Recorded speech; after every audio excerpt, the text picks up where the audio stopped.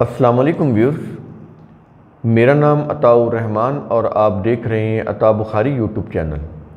قرآن کریم کی مسلسل ایکسپوزیشن کے سلسلہ میں آج ہم سورہ آل عمران کی آیت نمبر 66 کی ایکسپوزیشن کریں گے۔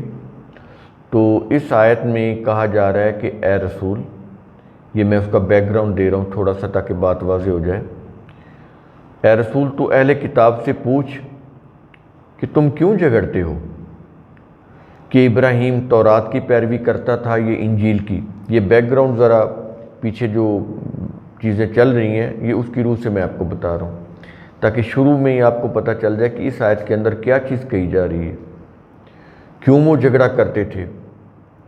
یہ کہ جیوز کہتے تھے کہ ابراہیم تورات کو فالو کرتے تھے اس لیے وہ یہودی تھے، اور کرسچن کہتے تھے نہیں، وہ انجیل کو فالو کرتے تھے اس لیے وہ کرسچن تھے۔ یہ جھگڑا تھا ان کا۔ تو آیت شروع ہوتی ہے، ہا انتم ہا اولائی، اے اہل کتاب، ہاں تو سنو، تم وہی لوگ تو ہو۔ کون لوگ ہو؟ ہا جج تم فیما لکم بہی علم، کہ تم نے اس معاملے میں جھگڑا کیا جس کا تمہیں کچھ علم بھی تھا، یعنی مکمل علم نہیں تھا، کچھ علم بھی تھا۔ چلے اس معاملے میں تو تم نے جھگڑا کیا کیونکہ ابراہیم علیہ السلام کی بہت سی باتیں وہ جانتے تھے، کیونکہ ابراہیم علیہ السلام کی اولاد میں سے یہ تمام انبیاء آئے جن کو وہ اپنا نبی کہتے تھے، جیسے موسیٰ علیہ السلام، اور کرسچین عیسیٰ علیہ السلام کو اپنا نبی، تو وہ انہی کی اولاد میں سے تھے نا، ابراہیم علیہ السلام کی اولاد میں سے۔ تو کہتا ہے اس حوالے سے ٹھیک ہے، تم ابراہیم علیہ السلام کے متعلق کچھ نہ کچھ جانتے تھے، تو چلو تم نے اس معاملے میں تو جھگڑا کر لیا، گو وہ بھی تمہارا جھگڑا کچھ صحیح نہیں تھا، پیچھے بتا رہا ہے قرآن کریم، ہم نے اس کے اوپر ویڈیو کی ہے، آپ کو بتایا۔ تو تم نے اس معاملے میں جھگڑا کیا جس کا تمہیں کچھ علم تو تھا، اس کے باوجود تمہارے ہاتھ کچھ نہ آیا، کیونکہ تمہاری بحث فضول تھی جس کا کوئی سرا نہیں تھا، کوئی فائدہ نہیں تھا، بیس لیس تمہارا جھگڑا تھا، بیس لیس تمہاری بحث و مباحثہ۔ ریلیجن کے اندر ہوتا ہی یہی ہے، مذہب کے اندر یہی ہوتا ہے، بحث مباحثہ ہوتا ہے، وہ سچا ہے وہ جھوٹا ہے، میں حق پر ہوں وہ باطل پر ہے، یہی ہوتا ہے۔ تو کہتا ہے کہ تمہارے ہاتھ بھی کچھ نہ آیا، تم بحث مباحثہ کرتے چلے آ رہے ہو، اور آگے کہہ رہا ہے فَلِمَ تُحَاجُّونَ فِيمَا لَيْسَ لَكُمْ بِهِ عِلْمٌ، تو اب تم اس میں کیوں جھگڑتے ہو جس کا تمہیں سرے سے کوئی علم نہیں ہے۔ اب یہ کس چیز کے متعلق کہہ رہا ہے؟ پہلے تو کہا نا کہ تم اس معاملے میں جھگڑتے تھے جس کا تمہیں کچھ علم بھی تھا، یعنی ابراہیم علیہ السلام کی بات ہو رہی۔ اب بات ہو رہی ہے نبی کریم صلی اللہ علیہ وسلم کی، آخری نبی محمد صلی اللہ علیہ وسلم کی نبوت اور ان کے اوپر نازل کردہ قرآن، جن کو وہ مان نہیں رہے تھے۔ اب ان کو لے کر بات ہو رہی ہے اور کہا جا رہا ہے ان سے کہ تو اب تم اس آخری نبی محمد صلی اللہ علیہ وسلم کی نبوت اور ان کے اوپر نازل کردہ قرآن کے معاملے میں کیوں جھگڑتے ہو جس کا تمہیں سرے سے ہی کوئی علم نہیں ہے۔ چلو اس میں تو کچھ علم تھا ابراہیم علیہ السلام سے متعلق، محمد صلی اللہ علیہ وسلم اور ان کے اوپر نازل کردہ کتاب کے متعلق تو تمہیں کوئی علم نہیں ہے، تم کچھ جانتے ہی نہیں ہو،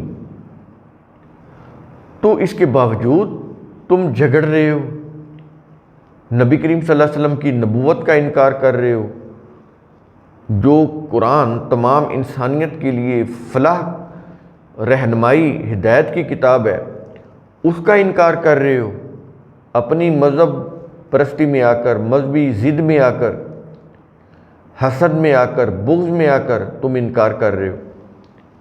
اور آگے وَاللَّهُ يَعْلَمُ وَأَنْتُمْ لَا تَعْلَمُونَ، اور اللہ جانتا ہے تم نہیں جانتے۔ جب تم نہیں جانتے تو تمہارا جھگڑنا، بحث و مباحثہ کرنا یہ بھی صحیح نہیں ہے۔ ظاہر ہے جس چیز کا علم ہی نہ ہو اس کے اوپر آپ خواہ مخواہ جھگڑتے چلے جائیں، اس میں تو آپ کا وقت بھی ضائع ہوگا، آپ کی انرجی بھی ضائع ہوگی اور ہاتھ بھی کچھ نہیں آئے گا۔ تو اس لیے قرآن کریم کہہ رہا ہے کہ جس چیز کا تمہیں علم ہی نہیں ہے تم خواہ مخواہ جھگڑ رہے ہو، بے مقصد اپنا وقت برباد کر رہے ہو، اپنی انرجی ویسٹ کر رہے ہو، اپنا نقصان کر رہے ہو۔ چاہیے یہ تھا کہ یہ اللہ کی یہ جو کتاب ہے، یہ جو سلسلہ نبوت ایک آخری مراحل میں ہے اور ختم ہونے والا ہے، کتاب جو ہے یہ حتمی فل اینڈ فائنل ورژن آپ کہہ لیں، اس کے بعد نہیں ہے، قیامت تک یہی چلے گا۔ تو تمہیں چاہیے کہ اس کے اوپر ایمان لاتے، بجائے تم اس کے اوپر ایمان لانے کے تم جھگڑنے لگ گئے، بحث مباحثہ کرنے لگ گئے۔ تو کہتا ہے اس سے پھر کیا ہوگا، تمہیں کچھ نہیں ملے گا، تم اپنا نقصان کرو گے۔ تو یہ چیز اس آیت کے اندر کہی جا رہی، بڑی قابل غور آیت ہے، اور یہ نبی کریم صلی اللہ علیہ وسلم کی نبوت اور ان کے اوپر نازل کردہ قرآن، اس کے حیثیت اور مقام کو اجاگر کرتی ہے۔ تو جب تک اب نبی کریم صلی اللہ علیہ وسلم کی تو وفات ہو گئی، جو ان کے ذمہ فریضہ رسالت تھا وہ انہوں نے پورا کیا، کیا امت کو ایک قرآن دے کر گئے۔ اب ہمارے سامنے نہ اللہ ہے نہ رسول ہے، کیا ہے؟ کتاب اللہ۔ قومیں آئیں گی، قومی چلے جائیں گی، زمانے آئیں گے، زمانے چلے جائیں گے، اور دوسرا زمانہ آ جائے گا، دوسری قوم آ جائے گی، یہ کتاب اللہ موجود ہے۔ جو قوم فلاح پانا چاہتی ہے، ہدایت پانا چاہتی ہے، آگے بڑھنا چاہتی ہے، وہ اس کتاب اللہ کو لے اور اپنی سوسائٹی کا، اپنی مملکت کا قانون بنا دے، وہ کامیابی سرفرازی کی طرف گامزن ہو جائے گی۔ جو اس سے منہ موڑے گی، اپنے اپنے مذہب، اپنے اپنی فقہ، اپنی اپنی شریعت، اس کے مطابق چلے گی، اپنے اپنی آئیڈیالوجی کے اوپر چلے گی، وہ اس دنیا میں بھی تباہ و برباد ہو جائے گی، اور آخرت کی تباہی تو پھر ابدی تباہی ہے، اس میں تو پھر کوئی مددگار بھی نہیں ہوگا۔ تو قرآن کریم کا اصول ثم تتفکروا، اس کی روح سے آپ خود بھی سوچا کریں، سمجھا کریں، غور و فکر کیا کریں۔ شکریہ۔